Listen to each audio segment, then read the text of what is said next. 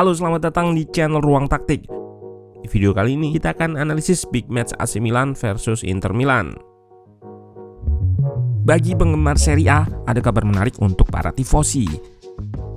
OneFootball akan menyediakan konten digital berupa momen-momen menarik yang bisa kalian koleksi. Gak hanya gol dan assist, namun kalian bisa dapetin klip aksi seperti tackle, penyelamatan, atau momen menarik lainnya. Momen ikonik ini bisa kalian dapatkan di OneFootball Marketplace bernama Aera. Langsung aja join waiting list untuk konten-konten ini dengan mendaftar di link yang ada di deskripsi. Derby della Madonnina jilid pertama ini menjadi milik AC Milan. Pada pertandingan yang berjalan dengan intensitas tinggi ini, anak asuh Pioli berhasil mengungguli Inter 3-2 setelah terlebih dahulu tertinggal 0-1. Yang menarik di laga ini, kedua tim berhasil mengeksploitasi taktik yang diterapkan oleh masing-masing manajer. Inter memanfaatkan man marking dan press intensitas tinggi Milan untuk dieksploitasi, sedangkan Milan berhasil membaca set play Inter dengan baik. Nah, kita akan analisis detail pertandingan ini dari segi taktikal. Let's go, kita bahas sama-sama. Kedua tim menggunakan pakem formasinya masing-masing. Milan dengan 4-2-3-1 dan Inter dengan 3-5-2. Milan turun dengan mayoritas tim terbaiknya setelah di pertandingan sebelumnya tampil dengan beberapa pemain pelapis. De Ketelaere kali ini sebagai starter setelah bermain baik di 4 match yang lalu. Gak berbeda dengan Milan, Inter pun menurunkan skuad terbaiknya. Hanya minus Lukaku yang cedera dan digantikan oleh Angel Correa di lini depan. Saat bangun serangan, 3 bek dan 3 gelandang Inter akan narrow atau rapat di tengah, mengikat pemain Milan yang menerapkan man marking dan membebaskan area sayap yang dijadikan outlet progresi oleh Inter.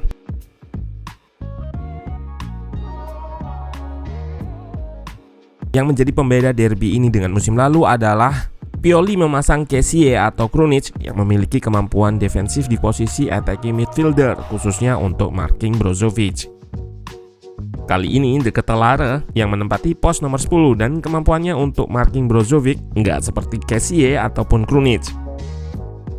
Hal ini yang membuat Brozovic memiliki banyak space sebagai progresor dan juga ciptakan peluang untuk Inter. Milan adalah tim yang menggunakan pendekatan man-to-man marking dalam bertahan, dan ini yang coba dieksploitasi oleh Inter. Terlihat saat Theo naik melakukan press kepada Dumfries, Barella selalu berlari ke ruang yang ditinggalkan Theo. Namun Tonali masih bisa mengcover dengan baik. Striker Inter sering drop, bertujuan untuk menarik center back Milan keluar dari posisinya dan ciptakan ruang di backline Milan. Setelah berhasil menarik center back Milan keluar, Inter kerap melepaskan umpan cepat satu sentuhan untuk sesegera mungkin mengeksploitasi ruang di pertahanan Milan.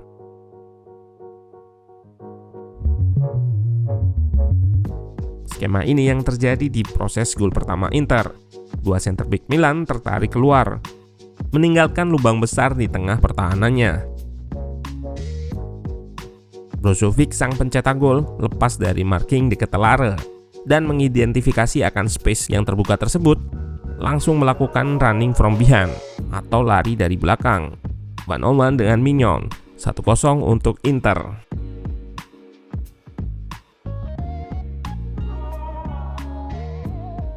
Empat bek Milan akan sejajar saat bangun serangan dari bawah.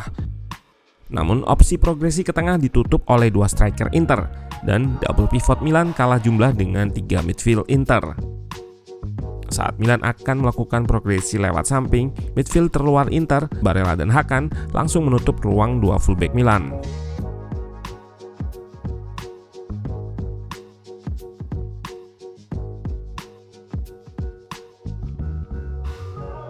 Respon taktik Milan dengan menaruh Tonali lebih melebar ke area kiri. Dengan positioning Tonali di area ini menjadikan Barella harus menghadapi dua pemain, Tonali sendiri serta Theo. Dan juga akan menarik Dumfries untuk naik saat Tonali kuasai bola.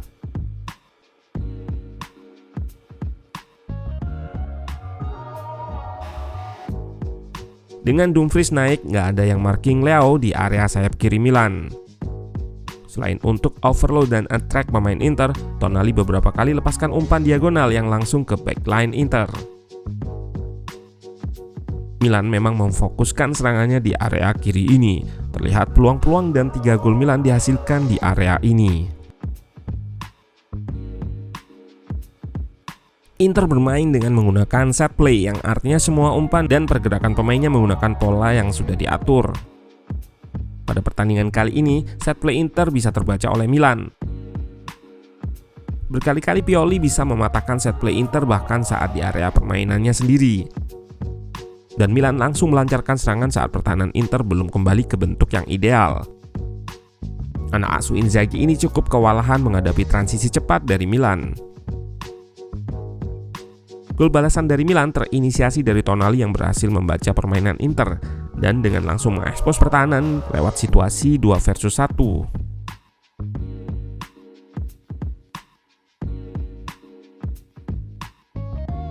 Selain itu, pertahanan Inter juga terlihat rentan di laga ini, tercermin dari gol kedua dan ketiga Milan. Pada gol kedua, Barella gagal menahan Leao untuk lepaskan umpan ke Giroud di kotak penalti. Dan di area itu, Giroud memiliki space untuk melakukan shooting karena nggak ada gangguan dari 3 pemain Inter di dekatnya.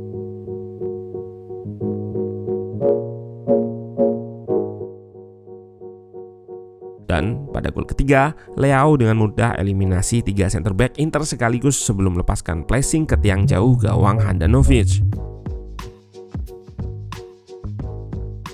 Namun Milan bukanlah tanpa celah. Di area kanan pertahanannya, Calabria dan Messias yang sesekali turun cukup kewalahan melakukan marking kepada Darmian.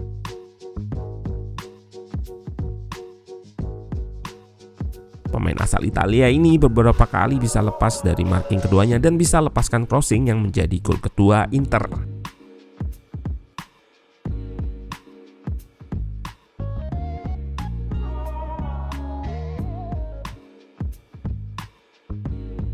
Jika kita lihat dari XG, Inter sebetulnya mencetak lebih banyak peluang.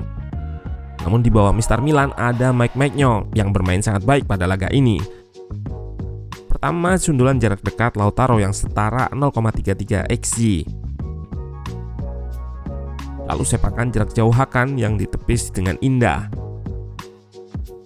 Respon Inzaghi dengan memasukkan Di Marco, Mkhitaryan serta Dzeko memang cukup signifikan.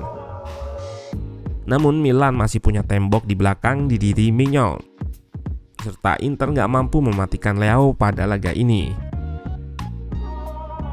Taktik Pioli meletakkan Tonali di kiri juga sangat jitu.